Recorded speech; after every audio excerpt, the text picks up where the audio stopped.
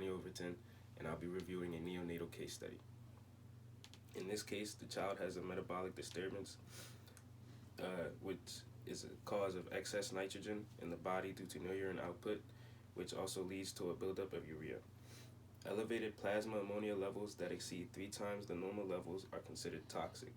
This can come from many symptoms, but in this case, his early symptoms were tachypnea and respiratory distress, seeming how his oxygen levels were high and very low carbon dioxide levels, showing respiratory alkalosis. If the ammonia levels were to progress, it would lead to coma, cerebral edema, circulatory collapse, and endotracheal intubation. Most of the time, this occurs in premature children. Most of the causes are unknown. It occurs in 1 out of every 10,000 live births.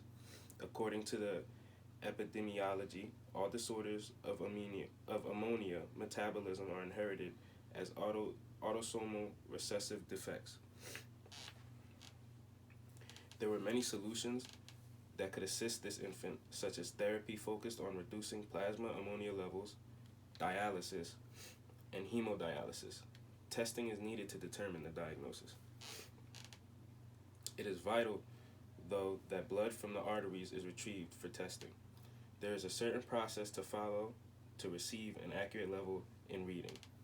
Testing for liver function, including thrombin timing, thromboplastin, transmenesis, bilirubin, albuminate, and etc. These things can determine liver insufficiency that can cause hyperammonia. Looking at plasma amino acids and urinary amino acids can rule out other disorders that are associated with hyperammonia. In order to save the boy's life, a few things need to occur. Endotracheal intubation to assist in proper ventilation, placement of a central line to aid in the management of fluids, hemodialysis, and given doses of certain medications are recommended in order to prevent alteration to the central nervous system. This leads me to the final outcomes. Maintenance therapy and protein-restricted diet, supplementation with certain body chemicals, and medication is needed to keep this small infant stable.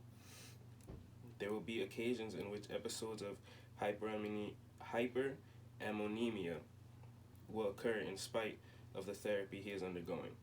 Things like illness or certain drugs may cause this to arise. The only way to correct the enzyme deficiency permanently is a liver transplant or gene therapy. With therapy, the aquatic treatment, 1-year survival rate is 92%. Those who survive is 92%. Those who survive may have neurological dysfunctions such as mental retardation, seizures, cortical atrophy, and other paralytic conditions. Very few patients with a urea cycle deficit can live into adulthood. Thank you.